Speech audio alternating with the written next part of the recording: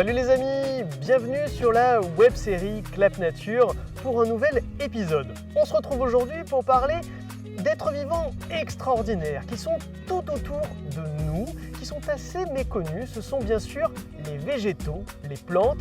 Et qui de mieux pour nous parler de ces êtres vivants que des botanistes expérimentés, professionnels.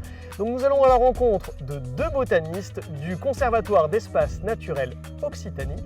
Et vous allez voir, les végétaux nous réservent beaucoup de surprises. Allez, on y va tout de suite.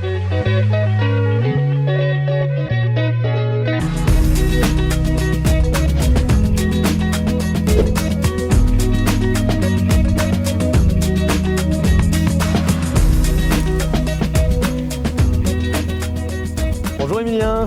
Bonjour. Ah, qu'est-ce que tu étais en train de faire là ? Et ben là j'étais en train d'étudier une plante qui s'appelle la Statice de Narbonne, mais qu'on connaît plus grossièrement sous le nom de lavande de mer.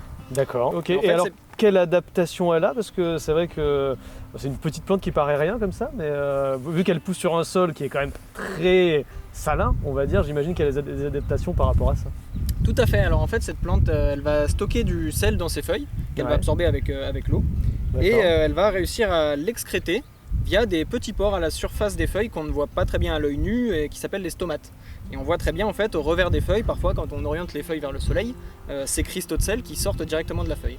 D'accord, C'est un des mécanismes d'adaptation des plantes à la salinité. Et il y a d'autres mécanismes, hein. Oui. On a des exemples autour d'ailleurs. Bien sûr, on a des exemples autour. Ouais. Là, vous avez une plante qui s'appelle la soude et juste à côté la salicorne. Donc cette plante-là, on la retrouve souvent sur les plateaux de fruits de mer parce qu'elle a un petit goût iodé. Et en fait, c'est parce qu'elle va stocker du sel dans ses feuilles. Et ensuite, les feuilles vont se dessécher, pourrir un petit peu une fois qu'elles ont atteint le stock maximal de sel dans leurs cellules. Elles vont dessécher et de nouvelles feuilles vont se développer à la place pour remplir à nouveau ce rôle. D'accord, c'est vraiment une excrétion, on évacue le sel, hein, c'est ça le concept. Tout à fait, on évacue le sel avec la feuille, tandis que la saladelle qu'on voyait tout à l'heure, la lavande de mer, elle excrète uniquement le sel. Ok, d'accord. Quel parcours pour toi, pour devenir botaniste Pour devenir botaniste, il n'y a pas de parcours prédéfini. Moi j'ai fait un BTS GPN, donc c'est un brevet de technicien supérieur agricole en gestion et protection de la nature. Mais pour apprendre à identifier les plantes, je me suis surtout entouré de spécialistes et je me suis investi dans des associations locales autour de chez moi pour apprendre auprès de personnes expertes.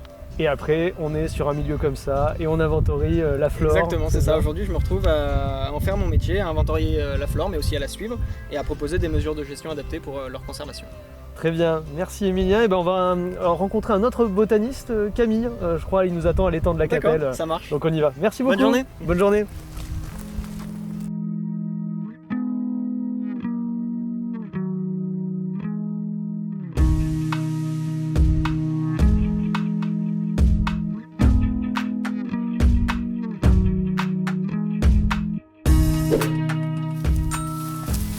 Salut Camille. Salut Guillaume. Oh, c'est pas facile de te trouver toi, hein. Ça fait quelques temps que je te cherche. Ah bah non, ouais. Mais d'ailleurs j'ai quelque chose de sympa à te montrer, ça te dirait de venir? Ah bah carrément, alors, allez, on y suis-moi. va, super.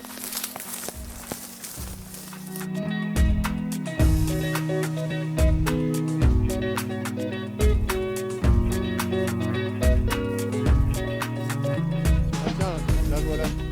Ah, Donc l'héliotrope couché.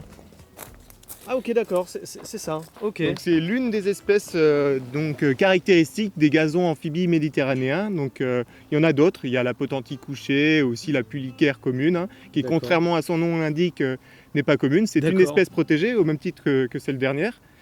Et donc c'est l'une des espèces caractéristiques des gazons amphibies, qui est un habitat d'intérêt communautaire. Donc c'est un habitat qui est rare et menacé à l'échelle européenne et qui présente également des caractéristiques propres à la région biogéographique méditerranéenne. Et quelles adaptations de ces plantes alors? Parce que par exemple là on voit que celle-là elle est couchée, l'héliotrope, c'est vraiment spécifique aux gazons humides? Non, c'est pas quelque chose qui est spécifique. En revanche, ça lui présente un avantage, c'est qu'elle n'est pas sensible au pétillement. En tout cas, elle est moins qu'une espèce qui va être droit sur son port. Et parmi les autres caractéristiques et stratégies qu'elles ont développées, c'est de pousser au bon moment et au bon endroit. D'accord. Et pour ça, pour pousser au bon endroit, elles vont faire un grand nombre de graines qui vont être réparties un peu partout, puisqu'elles sont relativement légères et flottantes. D'accord. Ah oui, c'est pour ça qu'on voit toutes ces petites fleurs d'ailleurs. Exactement. Ouais. Et elles vont pousser également donc au bon moment, vu qu'elles vont être capables de détecter la relation entre l'humidité et la température pour germer au moment exact où la lame d'eau se rabat sur elles. Ce qui est de toute évidence le meilleur moment, étant donné qu'avant il y a trop d'eau et ensuite il n'y a pas assez d'eau. Et ça présente aussi l'avantage de ne pas être en concurrence avec d'autres espèces. Ok, comme par exemple... Comme par exemple la lampourde. Ici. Oh, ok, très bien. Donc voilà. Merci d'avoir suivi cet épisode. Ce qu'il faut se souvenir, et je pense qu'on le voit bien à travers ces 2 témoignages, c'est que les naturalistes ont souvent plusieurs casquettes et conjuguent un appui technique pour observer, évaluer, interpréter les observations de terrain, mais également sont des courroies de transmission importantes, inévitables pour conseiller l'action publique et faire également le lien avec les citoyens, avec ce que l'on appelle le grand public. Sur le territoire régional, il existe un tissu d'acteurs associatifs très engagés, soutenus par l'action publique et par les institutions. N'hésitez pas, si vous voulez en savoir plus, à regarder dans le descriptif de la vidéo YouTube, peut-être pour participer, pour aider ces naturalistes professionnels dans leur immense tâche d'évaluer la biodiversité qui est présente sur notre belle région Occitanie. N'hésitez pas à vous abonner à notre chaîne YouTube également et on se retrouve très bientôt pour de prochaines aventures. À très bientôt, ciao ciao.